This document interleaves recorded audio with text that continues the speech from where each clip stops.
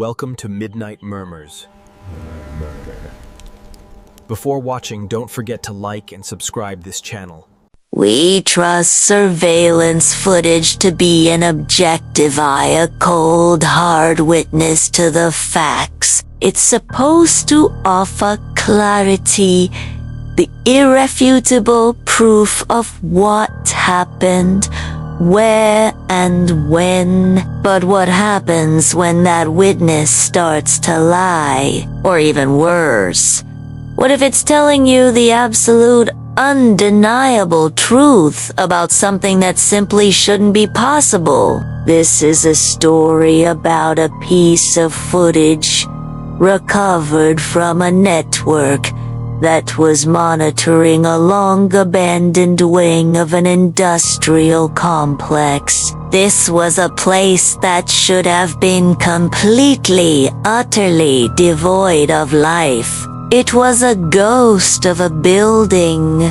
silent and empty. The timestamp on the recording confirms the time, the deepest part of the night, 4:03 a.m. As you'd expect, the light is minimal, filtering weakly from old, recessed utility fixtures. This gives the entire image that signature gritty, low-resolution quality we've all come to associate with old security systems. The camera looks down a long, empty corridor that stretches away from the lens, disappearing into the gloom. For a few moments, nothing happens. It's just a static shot of an empty hallway. Then, your eyes adjust, and you see it. Roughly 50 feet down the hall, you can just make out a figure. It's tall, slender, and completely motionless. The image is too faint, too degraded to discern any real, defining feature. It just appears as a dark rupture in the grainy gloom. A silhouette where there should be nothing. It is simply standing there, as if it's waiting. For what?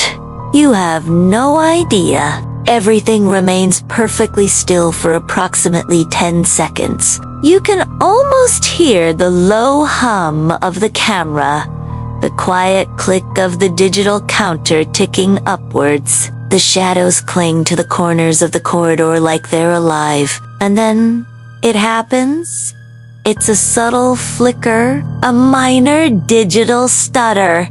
Just a brief, almost unnoticeable moment where the video signal struggles to hold itself together. It lasts for less than half a second, a blink and you miss it kinda thing. But when the feed stabilizes, your heart drops. You realize the figure is no longer 50 feet away. It's closer now. Maybe 35 feet. And it did not move. There was no intermediate frame showing it walking, or running, or even sliding. It simply shifted its position as if it used that tiny, instantaneous moment of digital weakness to close the distance. Your rational mind scrambles for an explanation. We can pause the footage. We can go through it frame by frame, trying to convince ourselves it's just a trick of the light, a parallax error, or some kind of strange light refraction from the old lens. But the evidence is right there, cold and clear on the screen. The figure is closer. It has moved without moving. Now, a new kind of tension fills the footage. It's palpable, a thick, heavy feeling that presses down on you, even though nothing is actually happening on screen. The figure remains frozen in its new position, staring back at the camera, and you get the chilling feeling that it's aware. It knows it's being watched, and it seems to understand the camera's limitations, its weaknesses. Then the next glitch comes. This one is shorter, but harsher. A violent green line screams across the monitor for a split second, a jolt of corrupted data, and when it's gone, the distance has been cut in half.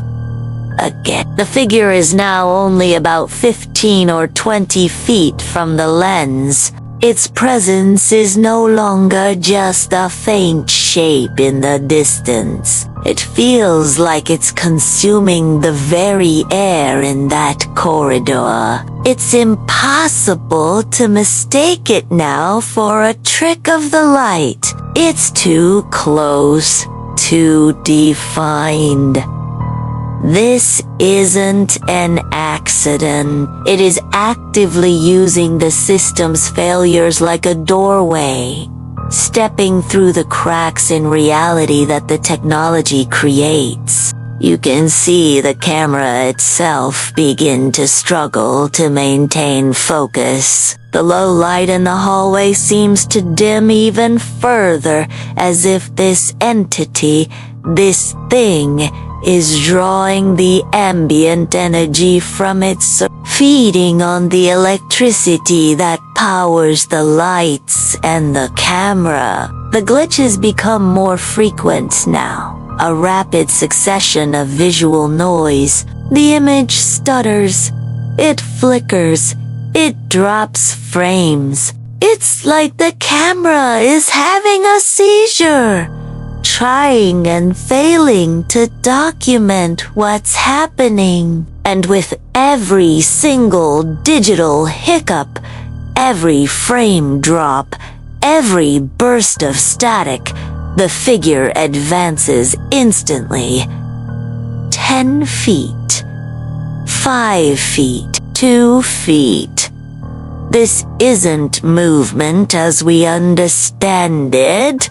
This is something else entirely. It's like a form of teleportation powered by digital noise. It's weaponizing the static. It uses the instability, the brief moments of system failure, to cheat distance, to break the laws of physics. The camera, our so-called objective witness, is simultaneously documenting its own horrifying failure and the unstoppable advance of something profoundly and deeply unnatural.